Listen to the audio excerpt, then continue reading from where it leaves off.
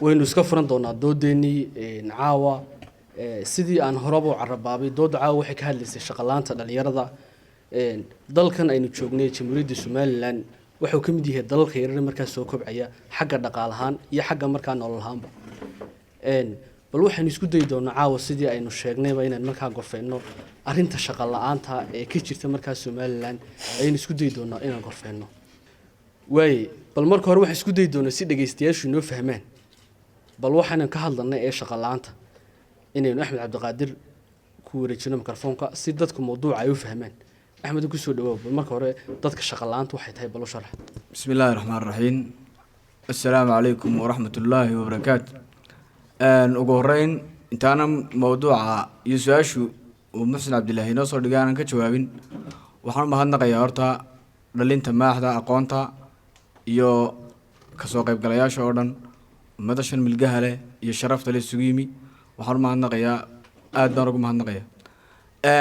سؤال شادين وسوق ندوه هرتا unemployment أما عمل الآن مركل القيا حيو سيابك الدوام بالله شجع سيابها سنوح كحريني هاد با قفك سفيل كوكال ليو قفك السوق تشوجا عادي جسك تشوجا عمل الآن تسيبه يقنا قفك دقالها يعلم دقالون عمل الآن تسيجارو يقنا مركا عمل الآن تعلم دقالو حيو يقنا وسيتوي وحالة درته وقفك بلادن كي ilaahay agarlada korkiisa saaray uu galo xaaladaas oo qofkaas uu ku sugnaado isagoo awood u leh inuu shaqo tago isla markaana aan shaqo hayn xaalada qofkaas ku sugan laakiin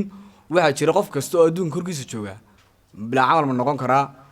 mise waxa jira criteria ama waxyaabo gaar ah ama characters gaar ah oo qofka lagu eego inuu bila amal yahay iyo inaanu bila amal ahayn marka horta saddex shuruudood baa ayaa loo eegaa qofku inuu bila amal yahay kow qofkan waa inuu labor force wax la yiraahdo ku jira labor force macnaheedu waxa weeye waa inuu qof shaqo qaban kareeyahay shaqo qaban kareeyna waxa looga jeedaa maxay waa inuu ahaanna shaqo qaban karo hadii daadiisu midna 15 tahay iyo wixii ka hooseeya lama ogola qaanuuniyan oo child labor baa la qoraaba waxa la qoraa shaqaalaysiinta carruurta oo criminal bay noqotaa dambi bay gashaa waayo qofkii responsibility ka ma qaadi karo hadduu qofku weynaadana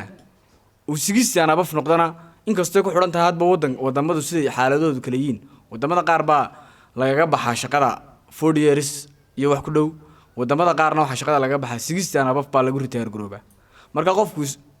marka la eego inta u dhaxaysa labada daood horta waa inuu shuruuda buuxiya koowad waa inuu labor force ka ahaan buuxiya mar labaadka shardiga laga laba saddex shuruudo kala laga rabaa waa inuu qofkan yahay ability waa inuu leeyahay qofkan shaqada doonaya waa inuu ability u leeyahay shaqada ability macnaheedu waxa looga jeedaa mental ability maskax ahaan inuu awood u leeyahay qofkaas sidoo kale physical ability waa inuu leeyahay awood ahaan inuu qofkii shaqo qaban karayo caafimaad qabo shardiga labaad ee ku xidhan waxa weeye waa inuu qofkan skilled yahay xirfad u leeyahay haddii qofka aanu xirfad lahayn oo amal doonayo iyada lafteedu waxa shuruudii qaar kamid ah ayaa meesha ka baxaya marka skill waxa looga jeedaa ama knowledge and qualification waxa looga jeedaa ama knowledge ama skill waa in labada mid yeesha shayga saddexaad waxa weeye waa ugu muhiimsan waa inuu wiilin yahay waa inuu shaqo doonayo qofka haddaanu shaqo rabin hadduu awood leeyahay oo xirfad leeyahay laakiin aanu shaqo rabin oo halkaas ka fadhiyo unemployment cidina waa aqoonsan mayso bila amal lama oranayo marka shardiga koowaad laga rabo waxa weeye maxay qof noqdo waa inuu wiilin yahay qof shaqo raba sidoo kale qualification-kii waa inuu yeeshaa xirfadii leeyahay qofka markuu inta saddexda shuruudood buuxiyo hadduu shaqo waayaba bila amal loo aqoonsan karaa isagoo saddexdii shuruudood buuxinin ama qaar kamid ah buuxiyay hadduu qaar kamid buuxiyo waa saxta uu leeyahay skill-kii iyo wiilinka hadduu leeyahay laakiin ugu muhiimsan waa maxay waa inuu qofkan wiilin yahay inuu shaqo doonayo waliba inuu yahay labadii wiiga ugu dambeeyay waa inuu bila aanu wax shaqo qaban mararka qaar waxa laga yaabaa wadankeena laba wiig iska daayay sanadaan dadku aan shaqo qabanba markaan soo ururiyo concept-ka shaqo la'aan waa maxay waa qof xaalad uu qof ku jiro qofkaas oo awood u leh xirfad u leh shaqo raba oo shaqo waayay aad buu Axmed u mahadsan yahay sida wanaagsan ee uu noogu tibaaxay shaqo la'aanta waxay tahay runtii dad fara badan oo meesha fadhiya oo laga yaabo marka hore inay galeen shaqo la'aanta waxay tahay waxaan rajeynayaa inay fahmiyaan baan falaya haddii aan Axmed ka soo gudbo waxaan u dhiibi doonaa Cabdicasiis waxaad ka warantaa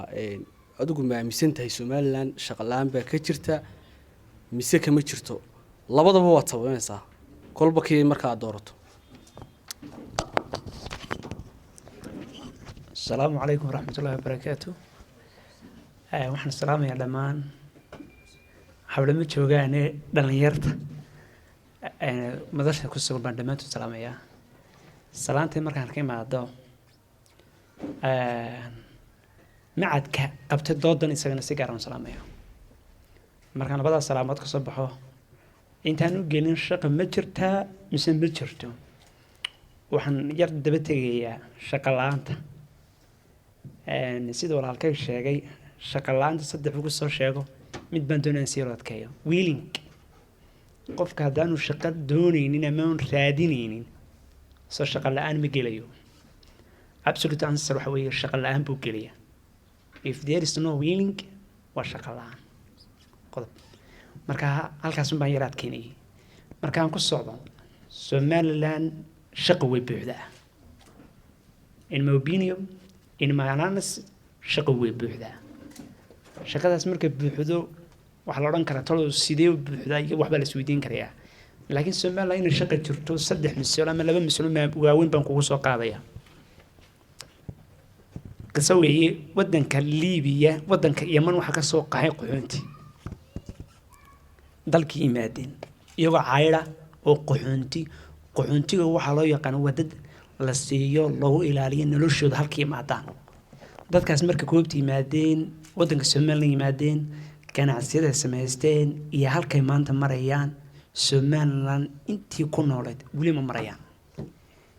tusaale kooban baan kugu soo qaadayaa marka bartamaha Hargeysa joogto meherada laga sameeyo cuntada ku taala halka samtesh ku taala horteeda 2 sano ka hor waxay cidla dad may fariisanin cille ahayd meel dad isku iman karayaan oo wax laga dhalin kariya xataa uma yeekeen bandowgeed maanta meesha Hargeysa qurxisay cuntadeedu 24 saacad la helo 7 week la helo Yamanin baa la waajinayba waa qaxoonti halkan macnaheedu waxa weeye waa full employment nation laakiin meesha waxa maqan our citizens are need to willing muwaadiniinteena iyo ama inagu ma doonaynaa shaqanteena raadino waxa dhacday markaan jaamacadda ka baxay baa inama reer Burca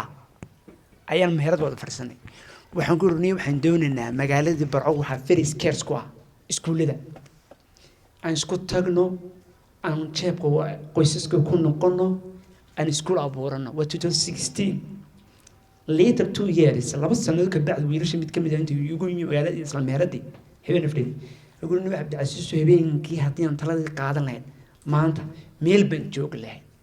تام عن الوحي توراه وحوي شق ويتر تاعي إمشي وحن آمنادي يسكت تجي يعرنتي أي الله البقية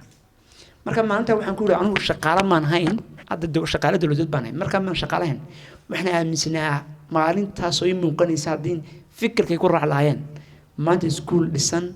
برعلا جاي قانو برعمر كم حنكو دورني waa very scarce school buu ahaa iskuulada marka loo eego sida Hargeysa Burco way ku yar yihiin oo scarcity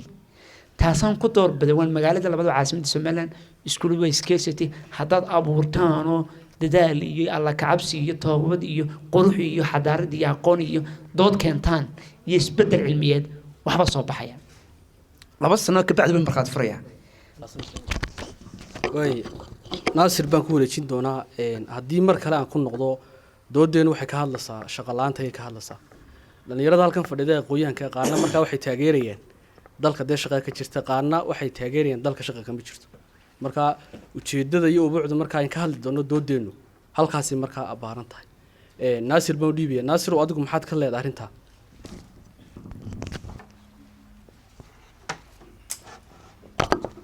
bismillaahi raxmaani raxiim marka koowaad waxaan salaamayaa daadiyaasha barnaamijkeena ugu horeeya Muxsin Cabdilaahi Yuusuf waxaa kaloo mahadnaqayaa marti sharafta ka soo qayb gashay dhalinyarta aqoonyahanka dhamaantood waxaan leeyahay assalaamu calaykum waraxmatullaahi wabarakaatu bacda salaan mowduucan walaal maanta aynu ka hadlaynay sida Axmed Cabdiqaadir Bashar raxay waxay horta camal la'aanta hadal iyo hilbaba kala qalan su-aasha koowaad Muxsin weydiiyay waxay ahayd dalkeena camal la'aan miyay ka jirtaa haa mise maya anigu cabdinaasir ahaan waxaan aaminsanahay dalkeena camal la'aan baahsan baa ka jirta waan justify garaynaya waan caddaynayaa horta dunida dhan ee aynu ku noolnahay wadamada horumaraya wadamada maxaan ku rahdaa third world inuu ka tirsannahayba ma jiro wadan 100% dadkiisu shaqeeya marka waxaynu oran karnaa dunida oo dhan camal la'aan baa ka jirta laakiin inaga ahaan camal la'aanteenu halkee bay taagantahay Soomaaliland in our context camal la'aanta wadankeenu waxay taagan tahay heer aad iyo aad maxaan ku rahdaa u sareeya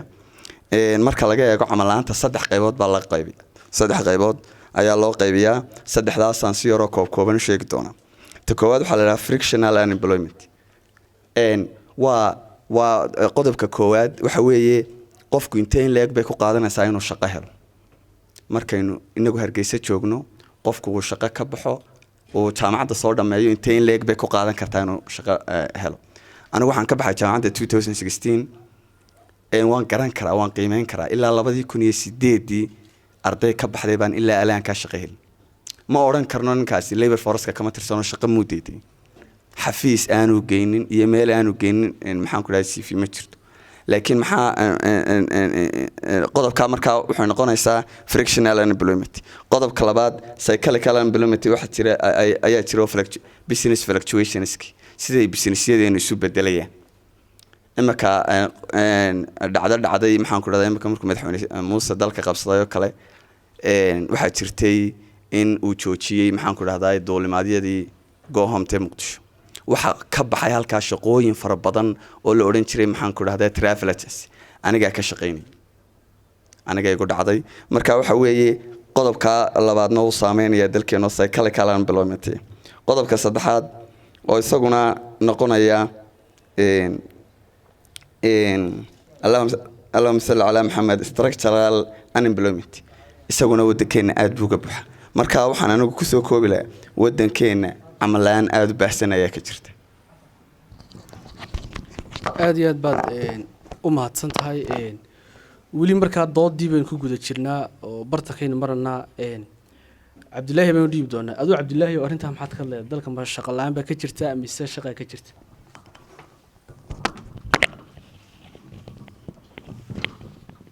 بسم الله الرحمن الرحيم horta marka koobaad waxaan u mahadnaqayaa daadiyaha dood wadaagtan Muxsin si ballaaran waxaan ugu mahadnaqayaa oo kale goobtan aynu joogno la dhahaa maaxda aqoonta runtii waxa weeyaan meel runtii haddii loo fiirsado platform loogu talagalay dhalinyaradu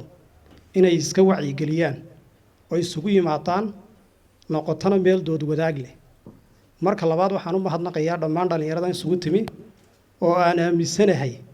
inay yihiin aqoon-yahankii dalka oo u baahan inay kulmaan inta haddaan ka soo gudbo waxaan u soo wareegayaa doodayda oo in Somaliland marka la eego ama jarnaal ahaanba dhulka Soomaalidu ay degto shaqo way ka jirtaa marka waxa kala jira camal la'aan iyo shaqo waa laba shay oo kala duwan employment waxa weeyaan shaqo jobna waa shaqo camal la'aantu haddaba camal la'aanta iyo shaqada in la kala saaro ayaa muhiim ah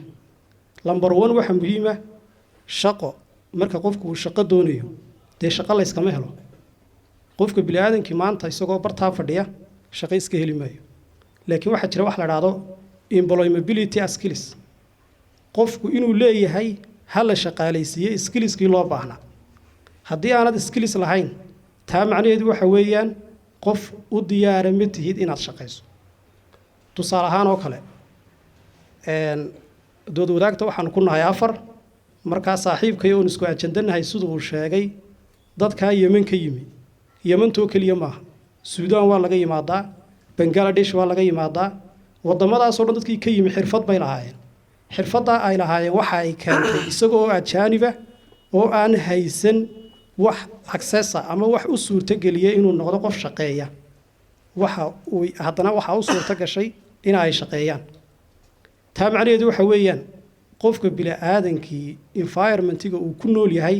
isaga ayaa ka samaysan kara meel uu ku shaqeeyo oo uu shaqo ka helo shakhsi ahaan imika tusaale ahaan oo kale haddii adigu aad diyaar u tahay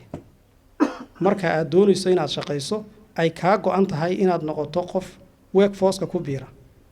waxaa loo baahan inaad steps marto stepska aad maraysaa waxa weeyaan tusaale ahaan number 1 inay adigu ay kaa go-an tahay inaad noqoto qof shaqaynaya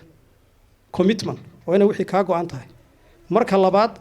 waa inaad ku dadaashaa skillskii ku gelin lahaa kolba type-ka aad ka doonayso inaad shaqada gasho oo tusaale ahaan oo kale haddii aanan skills ba lahayn ama aanan waxbaba diyaar u ahayn inaan ka shaqeeyo type ba aanan qabsanin macnaheedu waxa weeyaan way igu ballaaratay marka hadday kugu ballaaratana meel aad u dhaqaaqdo bay garamayso waa inaad direction horta yeelataa marka koowaad marka anigoo aan ku dheeraanayn oo asxaabtu ay sugayaan waxaan mar labaad carabka ku aqrinayaa shaqa way jirtaa marka hal la kala saaro camal la'aan iyo shaqo number 1 shaqa way jirtaa laakiin waxa loo baahan yahay employability skills inaad xirfadii aad ku shaqayn lahayd aad la timaado aad baa u mahadsantahay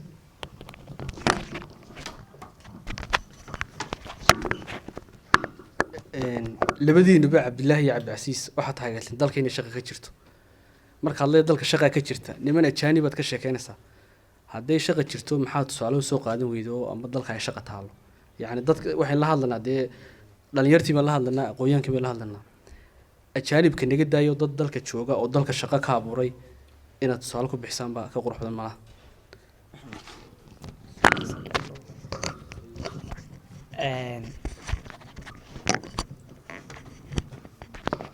aan ku yara sax muxsaneen ee dadka kama hadlino sheegan ka hadlanay fishin garanayna waxa weeye shaqa ma jirto mise shaqa ma jirto population will be constant dadku wuxuu doonaan ha ahaadan kalarada doonaan ha kala hareeraha doonaan ku soo kala jeedana will be constant halka inay joogaan baan dhigaynaa laakiin dood waxaan gelinaa shaqa ma jirto mise shaqa ma jirto shaqa inay jirto waxa daliil kugu ah more in ka badan 1 million 1 million ama in ka badan 800 oo ajnabiya ayaa wadanka jooga dhammaantood shaqeeya dalka maanta shaqadiisa haysta berber maalin kasta waxa ka soo yeedhisa shaqada baa nagala wareegay hargeysa waxa ka yeedhisa maalin kasta shaqada baa nagala wareegay hadday tahay cunto hadday tahay dhismo hadday tahay maxay decoration everything shay walba wili wareegay taas waxay ku tusto halka Cabdullaahi sheegay way inagu ma diyaarsanin waxa la raado xirfad iskuulkii farsamada gacanta burco uu taagan yahay oo hadda kii hargeysan watan wada marka waxa weey inaga doodeen waxay tahay waxayna dad waxayna asal ahaan ee ku yeerihiin waxa la xirfado maanta waxaan sharaacnay mid kamid ah nin melig isi gaarsiinay gaarigiisu marka uu xiyay wuxuu geeyay gaariga waxa ka xun IC-ga dabada meel buu geeyay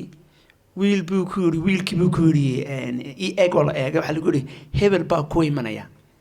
marka hebel wuxuu yiri lambarkiisa si uu garaaco wuxuu ma uu hurda hadda iska daa isla markii waxa timi gabadh kale wuxuu tiri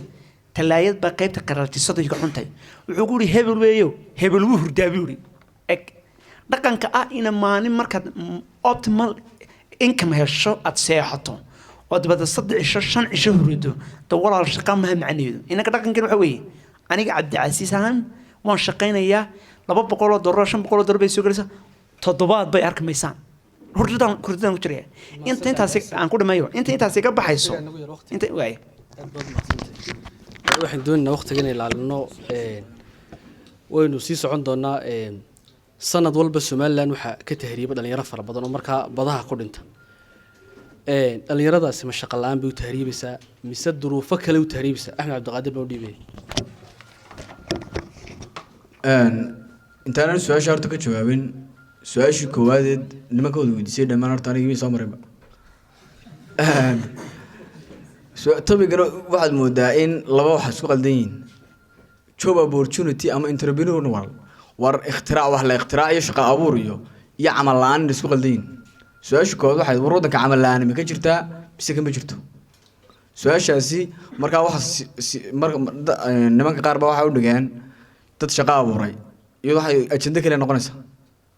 laakiin horta wadanka su'aasha weydiisay waxay camal la'aan ma ka jirtaa oo wadanka dadku ma camal la'ayin waxaan qabaa wadanka inay 80% ay camal la'ayin waliba ay ku jiraan under unemployment wax camal la'aanta ka hooseeyta markaan leeyahay wax camal la'aanta ka hooseeya waxaan uga jeedaa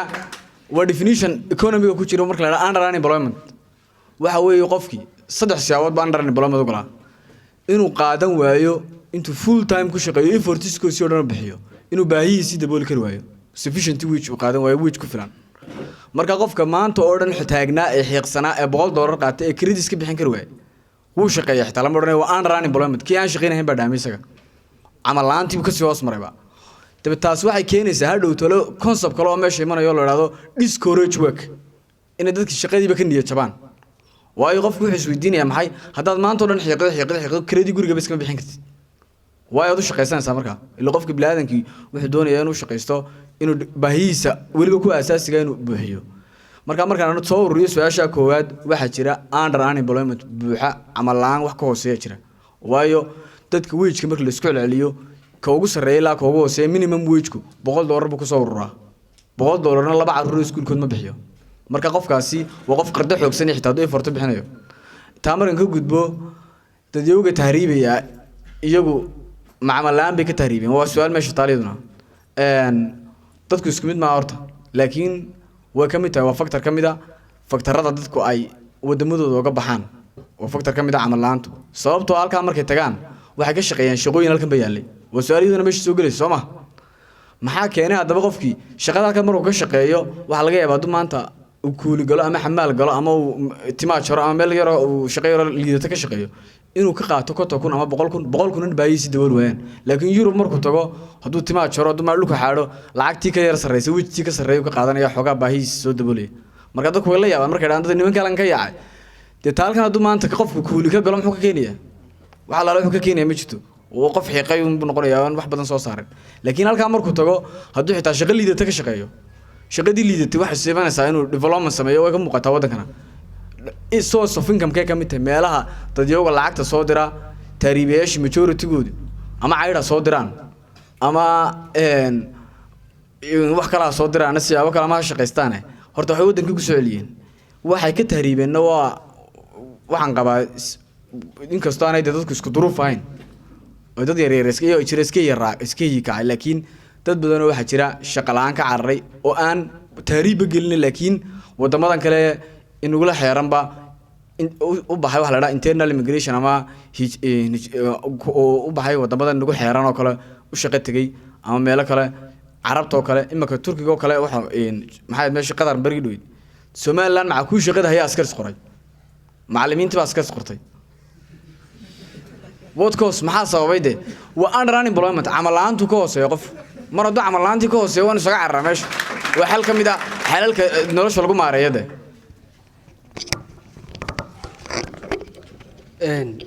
naasir aad waxaad ka warantaa taa ah dhalinyaradan tahriibisa ama shaqo la'aan bay u tahriibisa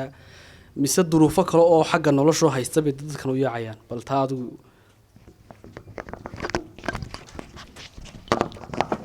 bismillaah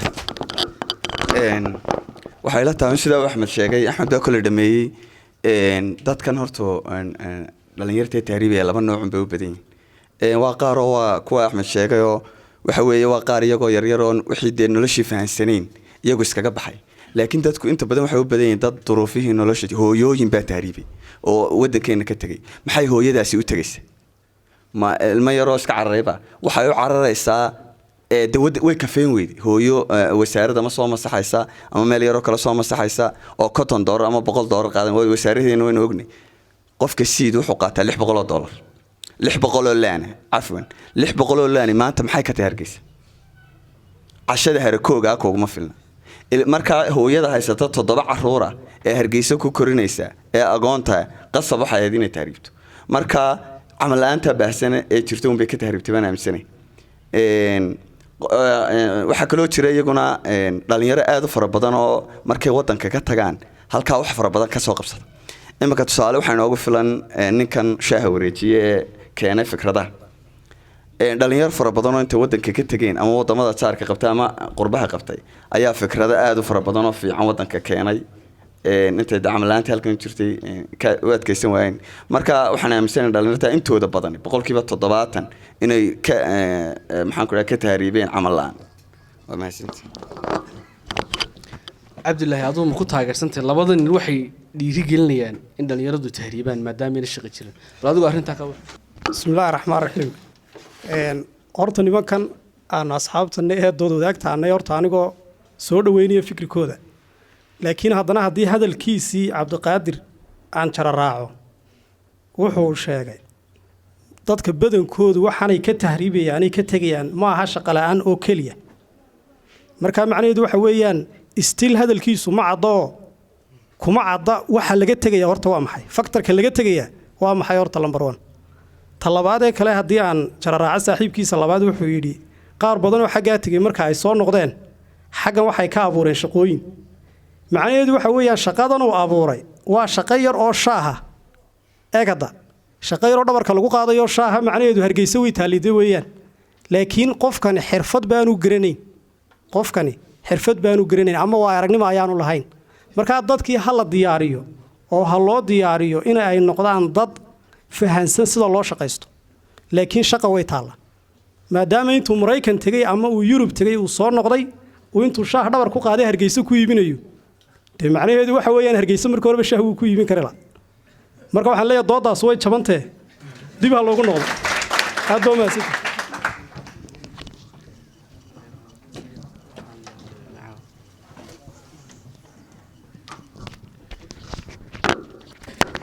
cabdicasiis baan isagana ku wareejin doonaa bal isna inuu nimankaa ku raaco iyo in kala de horta ku raaci maayo haddaan ku raaci lahaa mar horaan israaci lahayne marka waxa weeye sicid baan samaynayaa had madal bay fadhinaa gurigaan fadhinay ama madasha fadhino albaab bay leedahay albaabka markaan soo galno waxaan imanaynaa goobta soo samaha logic maaha hadeegaya logic maaha shaqalaan ma jirto laakiin waxaa jirta baash wax la dhahdo allah misaala shaqa jirta may shaqalaan ma jirto waxaa jirta wax la dhahdo sidii loo abuuriyaan jirin ama dadkan inoo yimi Afrika abuuray nonsense lama qiimeynayo logic maaha dooda waxay noqonaysaa war dadkan yimi wadankeena ee ajnabiga ko markaan wax abuurayo caaw haddaan abuuro in halkan ka dhigo hodheel maxay noqonaysaa shaqaa soo baxaysaa waxay imanaya kii weelka qaadaya kii weelka masaxaya kii dhucuntada dhigayay kii lacagta qaban waxaasoo dhan waxay ka dhammaanaysaa marka wixii la abuuro marka horta waxa markaan abuurona macnaheedu waxa weeye shaygaa waa la abuuray ama marka essential function la keenayo meel laga curinayo suuq la curinayo suuq marka la curin macnaheedu waxay shaqa ka soo baxaysaa way accept that wana taa aqbalna marka hore markaan ku sii socdo waxaan doonayaa si yaro aan fogeyn u soxo hadalka si inuu hadalku koobnaado cabdinaasir iyo walaalkii wixii sheegay way isla meel taagin taariibtii iyo maxay shaqa la'aanta taariibtan waxaan qabaa shaqa la'aan ma he waa aavo ku jahaysan waxa la dhahdo cultural evolution reer galbeed leeyahay in la taariibo waxa u sababa reer galbeed in la taariibo wax maaha shaqa la'aan sababee waa wax ku sababaya wadamada qaniga ee Afrika ee deementooda guryaha laga horto gorto marka roob godo ayaa walaal taariiba kuwa godadkooda dahabka ka buuxo ayaa walaal taariiba marka shaqa la'aan iyo gaajo iyo lagama taariibiyo laakiin waxa laga taariibiyo fikrada ay leeyihiin reer galbeedku dunida maanta gashadaan halba meel ku maamunaan marka waxa weeye anigu waxaan qabaa markaan dooda sidan ku soo noqdaan hadalka koobaya shaqa walaal way jirtaa tusaale mar iyo laba iyo saddex waxa kugu badan si fiican baan ku soo qaadayaa inteena halka fadhida haddii gaadhiga halka yaala in dhacadaha AC-ga ka xumaado ka hagaajinayna kuma jiro runtan waa in la taga walaale haddii la gaadhiga amka weyn waxmi AC-ga $1 biyaa u hagaajinaya wax la oran Yamani doon iyo Juwaaniis iyo balaayo kala doontahay marka waxa weeye walaalo inaga liidanee inaga aan fadhiga ka kacno inaga aan qabsano inaga aan samaysano waxa la dhahdo skills kan keensano skill markaan yeelanana shaqooyinka inaga maamulna wardeer mool iyo suuqyada la hagaajinaya fooqayna maxamediin marka dhishanayo cida dhisas iyo cida decoration waa ajnabidi weeraha wana citizens xagee joogan xagee seexdeen wanigan kula wala $500 marka lagu seexnayna kare reer Hargeysa reer Soomaaliland ma qaadi karayaba $500 ma qaadi karo wuxuu moodayaa inuu marka magaalada haysto aan ku dhamaan inanka Yamanigana 24 saacadood buu shaqeynaya waa la helaya marka waxa weeye hadalku muuqdaade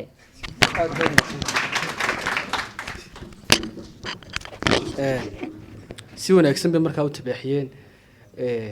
weli markaa su-aashii horaan sii daba socdaayee axmed iyo naasir iyagu waxay dhiirigelinayaan in markaa dhalinyaro dhalkooda iskaga tagaan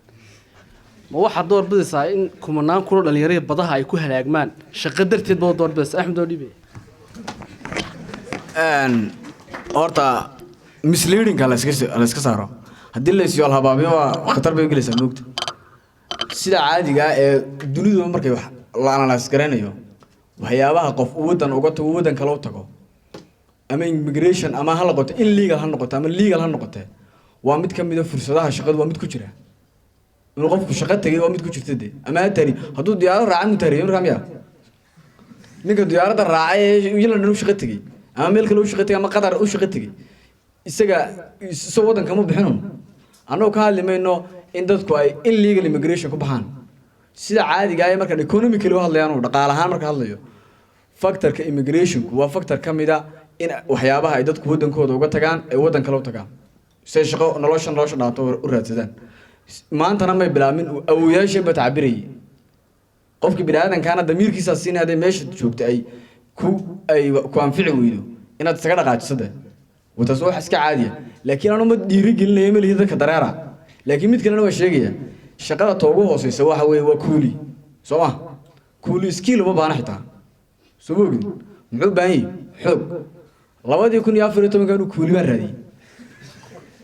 been ii sheeg maayo madaarkaasaan salaad hore ku kalahay aqal laga dhisay sabad la shubayo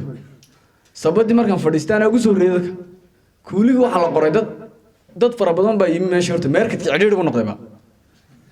marketkii kuuliga baa cidhiidh noqday horta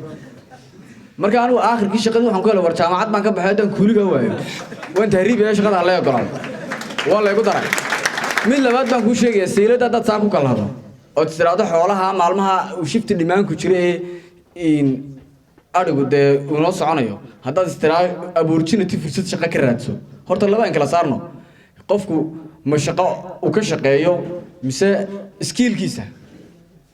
horta doodan takaaleen waxa way dadku maanta way camal laayin waxay camal laayin marna wali gaadhin dooda su'aasha ma baanan gaadhin dadkan maxaa soo mayaga camal laanta isugu wacan maxaa camal laanta ugu wacan su'aasha marna ninka wariina ma weydiin wuxuu weydiin maxay camal laan ma jirtaa ha ya ma taawar ku jawaabna su'aalaha aan ku noqday siilada tagto ariga nimanka cilay waxay koranayaan ariga reerihi ilaaba cishanayay isaga tag ma gees garaacan ka xitaa oo wax iska waadi xataa siloogi midda kale hadaad eegto in opportunity-ga shaqa abuuran marna wali ma gaarin dooda yaan qaldan opportunity-ga shaqo 5,000 oo qof baa meel CV soo xareysanay hal qof banaan yahay